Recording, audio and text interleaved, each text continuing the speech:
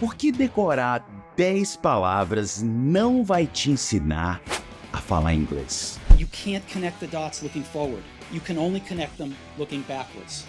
So you have to trust that the dots will somehow connect in your future. Se até o Steve Jobs diz que é para conectar os pontos, quem somos nós para dizer o contrário, não é? Esse speech fala justamente sobre conectar os pontos da nossa vida olhando para trás e não para frente, que em algum momento eles vão fazer sentido. O inglês tem tudo a ver com isso. Para aprender qualquer coisa, é necessário levar em consideração onde aquilo que a gente está aprendendo está inserido, olhando para o que importa, dando uma olhada no passado para que tudo faça sentido.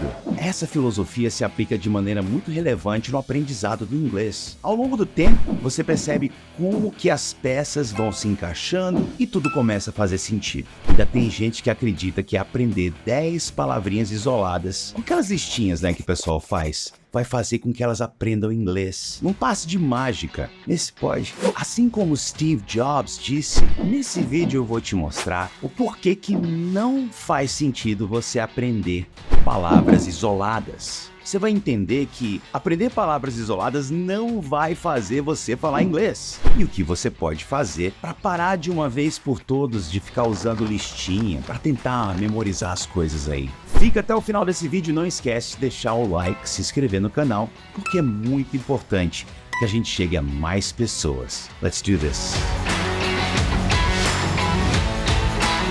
Ladies and gentlemen, boys and girls, palavras soltas são apenas palavras. Eu sei que talvez você tenha se apegado a uma listinha aí, a sua lista de palavras, ou você se apegou a ficar pegando objetos aleatórios, e tentando lembrar o nome deles, ou feito até uns nomes colocados em cima dos seus móveis aí. Será que está jogando seu tempo fora? Talvez, não que isso não seja 100% eficaz. Colocar o nome, nas coisas, pode te ajudar sim. Mas veja bem, o que é muito importante ser dito, palavras sozinhas, sem significado algum, elas não servem para muita coisa.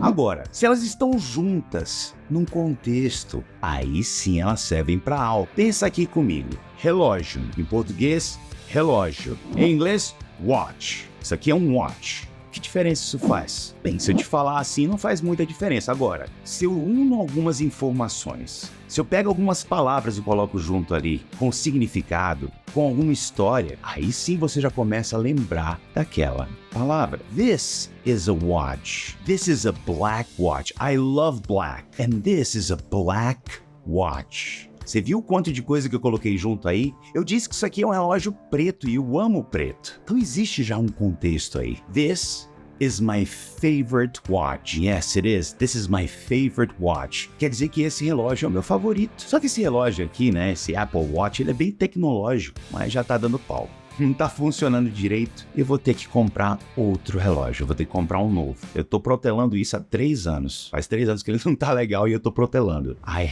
have to buy a new watch. Já coloquei o buy aí, que é um verbo. Eu tenho que comprar. I have to buy. 2 verbos, na verdade. Eu tenho que, I have to buy. Comprar a new watch. E aí temos outra palavra, new, um adjetivo, novo, um novo relógio. I have to buy a new watch. Então, eu te dei aí uma ideia, eu te falei que eu tô protelando comprar esse relógio há 3 anos, então já tem uma historinha. Dessa forma você consegue lembrar das coisas. Nosso cérebro ele é feito dessa forma, a gente fica conectando histórias, emoções. Agora, se tiver uma lista só sem nada, watch, aí tem lá o... Aí, gente, relógio. Nesse sentido é relógio. Mas watch também pode ser um verb, pode ser um verbo. Que verbo é esse? Eu vou olhar aqui no meu watch e vou esperar você me dizer que verbo é esse. Exatamente. Assistir ou prestar atenção. Watch. Tem o watch como substantivo, quer dizer relógio de pulso, e tem o assistir, acompanhar, observar, cuidar. Por exemplo, você está assistindo esse vídeo. You are watching this video. Yes, you are. E lembra que eu falei que watch também pode ser prestar atenção? Se eu estiver prestando atenção ao meu peso, por exemplo, eu posso falar I'm watching my weight. Estou observando, estou prestando atenção no meu peso. Então não posso comer alguma coisa. Thank you. Você me oferece uma coxinha de galinha linda, suculenta, fritinha na hora, quentinha, crocante. Aí eu falo I'm sorry.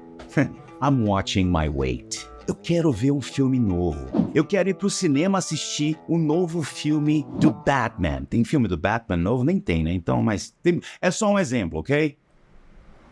I want to watch the new Batman movie. Que eu quero assistir o novo filme do Batman. Você já assistiu o novo filme do Batman? Have you seen the new Batman movie? Se eu falasse só watch aqui pra você, você talvez ficasse só vidrado no fato de ser um substantivo relógio e nem pensado no verbo, que é assistir. Então existem várias formas de se aprender. Uma que não é tão legal é você ver listas. Listas, e eu repito isso, palavras soltas são apenas isso, palavras soltas. Não querem dizer nada, mas se existe um contexto, aí sim as coisas fazem sentido. Prática unida ao contexto. Isso sim é o ideal. As palavras elas ganham significado quando elas são colocadas em um contexto específico. Imagina a aprendizagem como desbravar o universo da música com um violão. A teoria, você tem aquele manual, né, com as posições lá dos dedos, tal, os acordes, as notas, tudo explicadinho ali. Mas só ter esse manual não vai transformar você num rockstar, não é verdade? A verdadeira mágica ela acontece quando você tá lá sentado com o teu violão, aquelas cordas lá ali na ponta dos dedos, já aquelas gatinhas de lado observando você. Se você tá tocando violão só para as gatinhas é complicado, mas você entendeu o que eu quis dizer. É quando você percebe que aquelas linhas, aquelas bolinhas, aquelas marcações, elas são mais do que a teoria. E aquilo ali serve como uma receita para você criar aquela música que vai chegar nos seus ouvidos. E aí onde o contexto entra em prática. Você aprende a colocar toda aquela teoria no instrumento. Pegar um violão, tocar mesmo, passar da teoria para a prática é maravilhoso. Você está começando a criar uma melodia. Você pode até desafinar um pouquinho ali, ter o dedo desafinado no começo, ou o instrumento realmente desafinado, mas é justamente nesse momento que você tá dando vida à teoria. Se você ficar só na teoria, você vai pegar o violão e nunca vai fazer nada. Contexto e prática é tudo que você precisa. Eu sei que eu tô juntando todo esse lance de música, eu tô transformando realmente uma coisa mais lúdica para você entender como que funciona isso. E isso se traduzindo em inglês, a hora de trocar lá os acordes, tudo, fazer isso na prática, é a mesma coisa que você procurar alguma informação na cabeça, algum vocabulário na cabeça. Pode ser desajeitado no começo, você pode ficar levando mais tempo para pegar aquilo ali, mas é normal, você consegue realmente com o tempo pegar aquela informação muito mais rápido, porque os caminhos, as conexões já foram feitas por história, por contexto. Tocou um acorde errado, aprendeu.